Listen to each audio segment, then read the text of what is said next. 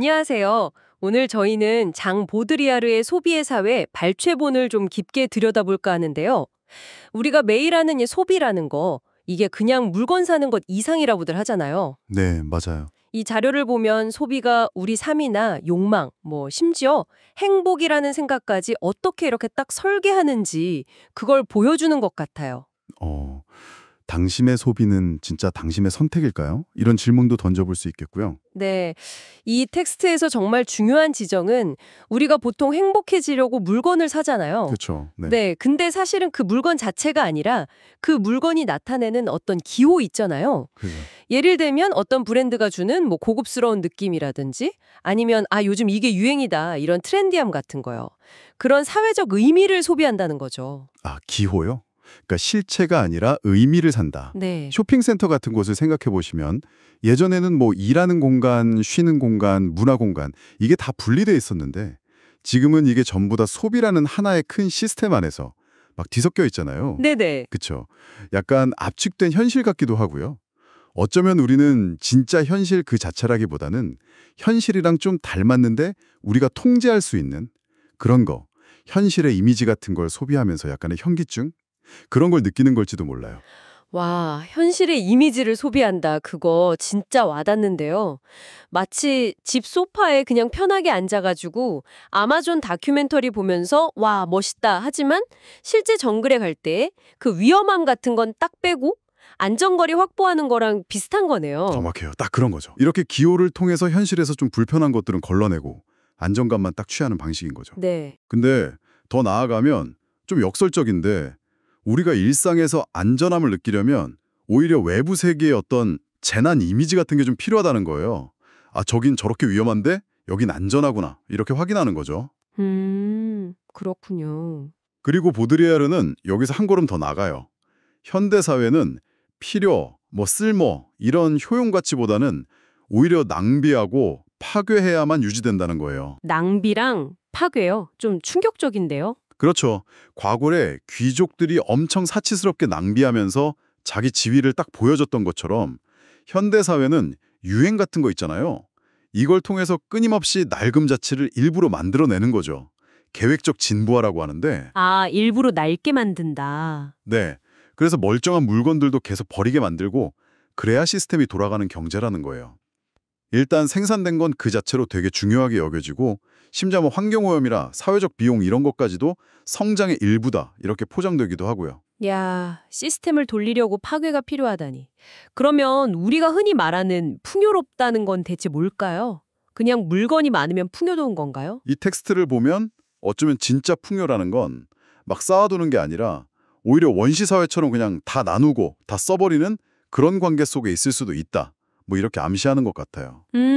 반면에 현대 사회는 끊임없이 차이를 만들어내잖아요. 그리고 그 차이를 소비하면서 자기의 사회적 위치를 드러내도록 막 부추기죠. 아, 차이. 남들과 다른 나를 보여주는 거? 네. 예를 들면 어느 동네에 사는지, 어떤 레저를 즐기는지, 어떤 문화적 취향을 가졌는지 이런 게 꼭 새로운 신분증처럼 작동하는 거죠. 맞아요. 요즘 그런 거 정말 심하죠. 바로 그 지점이에요.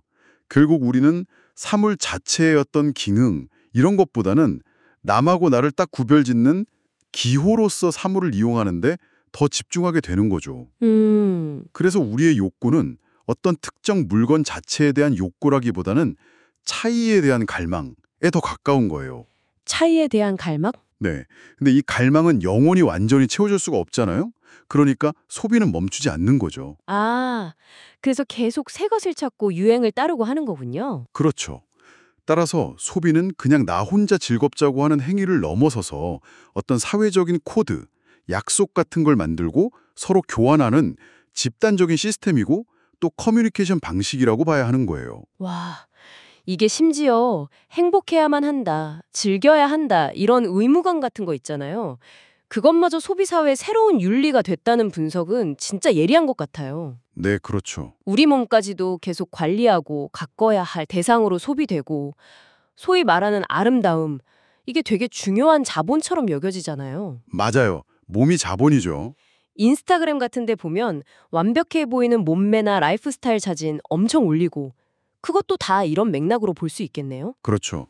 미디어는 계속해서 그런 이상적인 모델을 막 제시하고 우리는 그걸 따라하면서 아, 이게 내 개성이다 이렇게 생각하지만 사실은 그 거대한 시스템에 더 깊숙이 이렇게 편입되는 걸 수도 있다는 거죠. 시스템에 순응하는 거군요. 네. 그래서 보드리아르는 이렇게 소비사회가 개인의 어떤 진짜 자율성이나 진중한 행복과는 좀 거리가 멀다고 보는 거예요. 네. 우리는 어떤 실질적인 가치보다는 기호들이 만들어내는 질서 속에서 살아가고 직접적인 현실 경험보다는 미디어가 막 만들어낸 그럴듯한 가짜 이벤트, 뭐 이미지 이런 걸 더 많이 소비하게 되는 거죠. 가짜 이벤트요? 네. 이게 철학자 마르쿠제가 말했던 초월성의 종언하고도 좀 연결이 돼요. 그러니까 현실을 좀 비판적으로 보고 더 나은 대안을 상상하는 능력 자체를 잃어버린 상태랄까요? 비판적 거리를 잃어버렸다. 네, 그런 거죠. 듣고 보니 소비사회 자체가 그냥 하나의 거대한 신화처럼 돼서 현실을 대체하고 있다는 진단이 우리 자신을 좀 돌아보게 만드네요. 예전에 어떤 광고 문구가 생각나는데 당신이 꿈꾸는 육체는 바로 당신의 몸입니다.